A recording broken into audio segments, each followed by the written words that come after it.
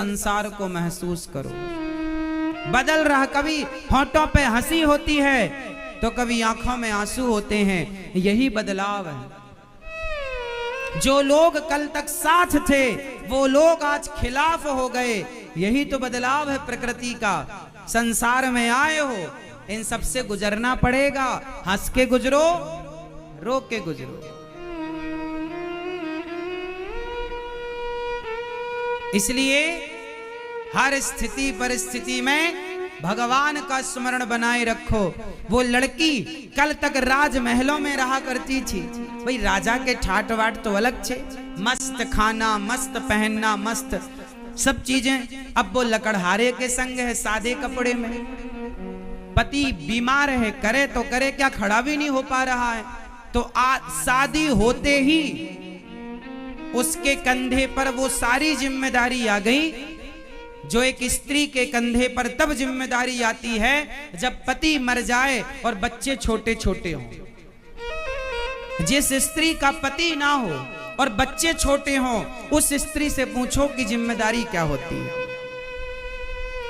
वो स्त्री की स्थिति इसके सामने थी। शादी होते ही उसी दिन से, उसी समय से अब वो जंगल की लकड़ियां काटे और लकड़ी काट काट करके वो पास के शहर गांव में जाए, बेचकर नई नवेली दुल्हन, हाथ की मेहंदी नहीं छूटी, और वो जंगल की लकड़ियां। राजा की बेटी, समय है साहब, समय है। कल तक रानी थी, कल तक राजा की बेटी थी, राजकुमारी थी, अब लकड़हारा की पत्नी हो गई। समय क्या से क्या ना बना दे, इसलिए समय बदलता है। और समय तुम्हें न चाहता, तुम्हारी कोई औकात नहीं, हमारी कोई हैसियत नहीं, हम सब समय के अधीन हैं। लोग कितना भी कहते हो कि मैं अपने बेटे को डॉक्टर बनाऊंगा, लोग कितना भी कहते हो मैं अपने बेटे को इंजीनियर बनाऊंगा, जज बनाऊंगा, ये बनाऊं, तुम कितना भी सपना देख लो, लेकिन बनेगा वही जो समय उसे बनाएगा। वो तो समय आएगा तो पता चलेगा कि तुम्हारा बेटा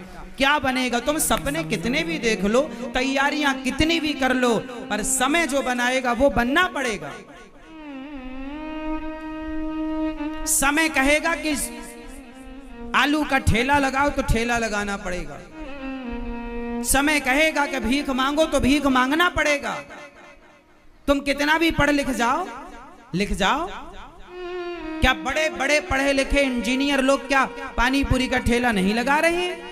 क्या सब्जी नहीं बेच रहे हैं? समय सब कराता है मेरी माँ।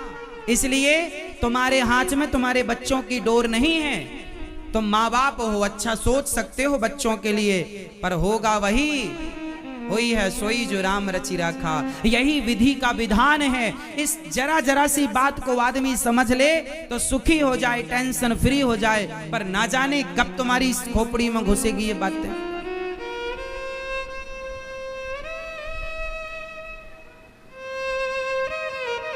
अब वो लड़की जंगल की लकड़ियां काट करके गांव शहर में बेचती, जो पैसा मिलता अपने पति के लिए वैद्य जी से दवाई लाती, पति को दवाई देती और थोड़ा दूध लाती, थोड़ा सा। अब वो जंगल में एक छोटी सी झोपड़ी बना के, चूल्हा बना के, जंगल की लकड़ियों से थोड़ा माटी के बर्तन ले आई, थोड़ा चावल ले आई, दाल ले आई, आटा ले आई, बर्तन ले आई, और बेचारी उसने जंगल में गृहस्थी स्टार्ट कर दी, है ना। अब पति को बनाकर भोजन खिलाती, स्वयं खाती, थोड़ा दूध ले आती, दूध पिलाती। संयोग देखना कि वो दूध जब लाती और दूध अपने पति को गिलास भर देती हल्दी वाला, तो जब थोड़ा सा बच जाए ना, तो वहां जंगल में ना, अब उसे रहते रहते ये पता लग गया जंगल में जंगली शेर भी है, हाथी भी है। अब वो जानवरों के बीच में रहने लग गई, तो वो उसे उनसे घुलना मिलना हो गया, है ना।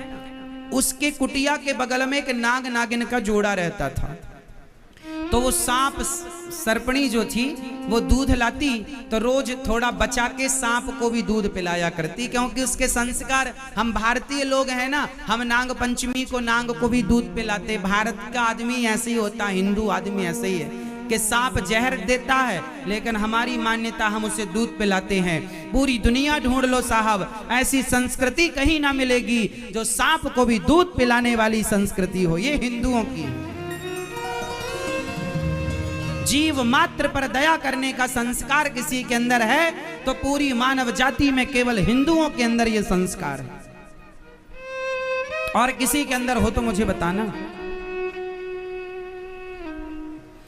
सांप को दूध पिलाती, संयोग देखो, धीरे धीरे उसका पति स्वस्थ होने लगा, धीरे धीरे उसका पति स्वस्थ होने लगा, ठीक होने लगा, खड़ा होने लगा, चलने लगा। वो जंगल की लकड़ी काटने लगा, बाजार जाने लगा, वहां से पैसे लाने लगा। इसने बड़े प्रेम से वो सांप सर्पणी को, नाग नागिन को दूध, तो ये रोज नियम बन गया पिलाना पिलाना। एक दिन सांप ने सपना दिया उस लड़की को, बोले तूने हमें दूध बहुत पिलाया है, जहां हम लोग बैठते हैं यहां बहुत सारा खजाना गड़ा हुआ है। याद रखना, भाग्य में जो होता है वो मिलता है, चाहे तुम्हारा बाप तुम्हारी शादी किसी के साथ भी कर दे, लेकिन तुम्हारे भाग्य में जो है मिलेगा।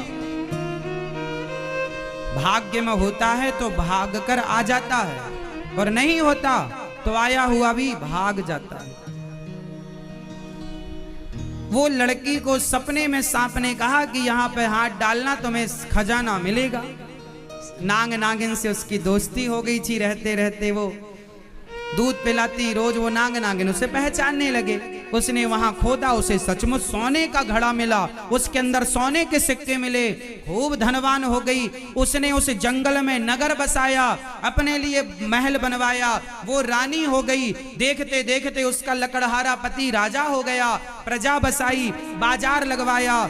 जो उसे अब लड़की तो थी, वो राजा की बेटी तो थी, तो राजकाज आता था उसे, तो कैसे चलाना है। उसने सेना का संगठन किया, सेना बनाई, सेनापति बनाया, बढ़िया ठाट बाट चालू हो गया। टैक्स लेने लग गई और प्रजा की सेवा, खूब लंगर भंडारा लगवाया, कोई मेरे राज्य में भूखा नहीं रहेगा, खूब भंडारा, खूब दान पुण्य किया। सांप सर्पणी ने भी सोचा कि जब ये हमें दूध पिलाती है तो इसे धन मिल जाएगा, तो ये सदुपयोग ही करेगी।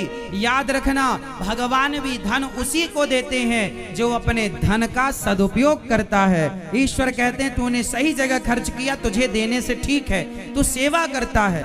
जो अपने परिवार में लगा रहता है, केवल अपना ही पेट भरे और सुरा सुंदरी में लगाए, भगवान उन्हें ज्यादा दिन देख के देख लेते हैं, तुझे देने का लाभ नहीं है। वो लड़की देखते देखते महारानी हो गई। एक दिन की बात है कि वो रोज का नियम था कि वो रोज सबको, अब 20 साल हो गए इस बात को। कितने साल हो गए? 20 साल हो गए। एक दिन वो प्रजा को भोजन परोस रही थी कि तभी उसने देखा कि उसका बूढ़ा बाप लाइन में लगा था।